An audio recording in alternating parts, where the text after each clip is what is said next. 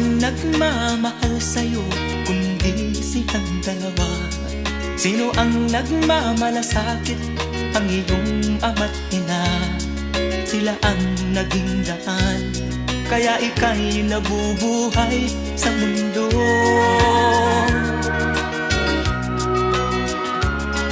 Ano man ang mangyari, hindi sila magbabago. Ang mga magulang mo'y laging nagmamahal sa'yo. Kahit na nasasaktan, kahit na sila'y di mo pinapansin.